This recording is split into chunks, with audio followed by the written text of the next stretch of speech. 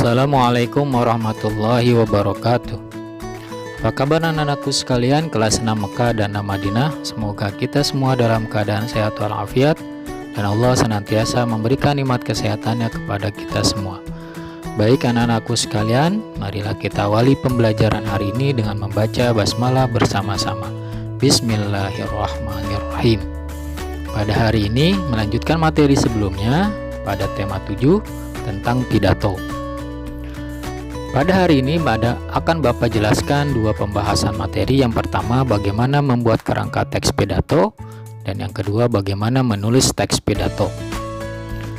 Kerangka teks pidato atau struktur pidato terdiri dari salam pembuka, kalimat sapaan, pembuka, kemudian isi, penutup, dan salam penutup.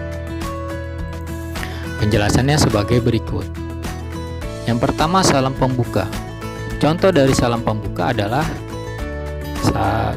kalimat Assalamualaikum warahmatullahi wabarakatuh, atau selamat pagi, atau salam sejahtera untuk kita semua. Kedua, kalimat sapaan. Contohnya adalah Bapak Kepala Sekolah yang saya hormati, Bapak dan Ibu Guru yang saya cintai. Kalimat pembuka, contohnya adalah puji syukur kami panjatkan kepada Tuhan yang Maha Kuasa. Bagian isi ini berisi inti dari sesuatu yang akan disampaikan dan dibicarakan. Kemudian penutup berisi tentang kesimpulan, harapan, ucapan terima kasih ataupun permintaan maaf. Dan yang terakhir adalah salam penutup. Contohnya adalah wassalamualaikum warahmatullahi wabarakatuh, atau selamat pagi, atau terima kasih. Di buku kalian sudah disajikan contoh dari sebuah kerangka pidato. Bisa kalian lihat pada halaman 96. Di sini adalah contoh bagaimana kita menyusun sebuah kerangka teks pidato. Pertama, diawali dengan latar belakang pidato. Pidato ini akan disampaikan pada peringatan Hari Pahlawan. Kemudian audiensinya atau pendengarnya adalah kepala sekolah, Bapak Ibu Guru, dan seluruh siswa. Waktu penyelenggaraannya 10 November 2018, ini hanya contoh. Kemudian tempat acaranya diadakan di SD Merpati Nusantara. Kemudian hal-hal yang ingin disampaikan kepada para pendengar adalah mengenang jasa dan kepemimpinan pahlawan. Kemudian kerangka atau strukturnya dimulai dari salam pembuka, berisi salam pembuka kepada semua yang hadir, mengucapkan kalimat pembuka. Kemudian isi pidato berisi pentingnya memperingati Hari Pahlawan, mengajak para undangan untuk meneladani pahlawan. Terakhir, penutup pidatonya berisi mengucapkan kalimat penutup dan permohonan maaf dalam penyampaian pidato dan salam penutup. Ini adalah contoh dari sebuah kerangka pidato. Kenapa kerangka pidato harus kita buat terlebih dahulu? Agar apa yang kita sampaikan semuanya efektif dan terarah, dan para pendengar dapat menerima informasinya dengan mudah.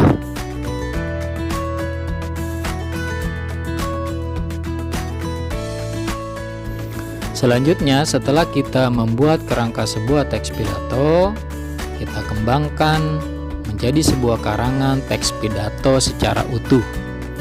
Tentunya kita harus mengetahui langkah-langkah untuk membuat pidato yang baik dan benar. Saat menulis pidato, kita harus menggunakan kalimat yang efektif dan kata baku. Kalimat efektif berarti kalimat yang jelas dan mudah dimengerti oleh pendengar.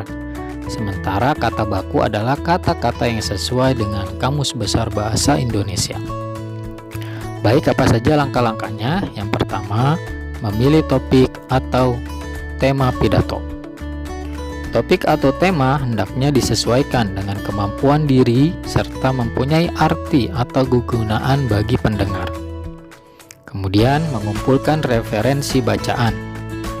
Bahan pidato dapat diperoleh dari sebuah pengalaman atau sebuah penelitian atau buku bacaan, media massa maupun media elektronik.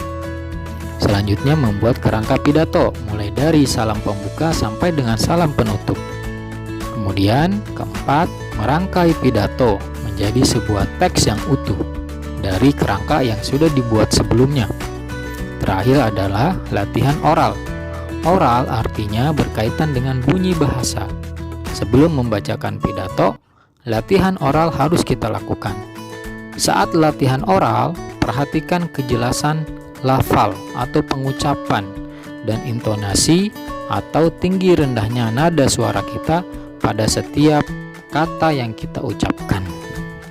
Itulah diantara langkah-langkah untuk mempermudah kita menulis sebuah teks pidato yang kita kembangkan dari kerangka pidato yang kita buat sebelumnya. Demikianlah untuk penjelasan materi hari ini. Semoga apa yang Bapak sampaikan dapat kalian pahami dengan mudah.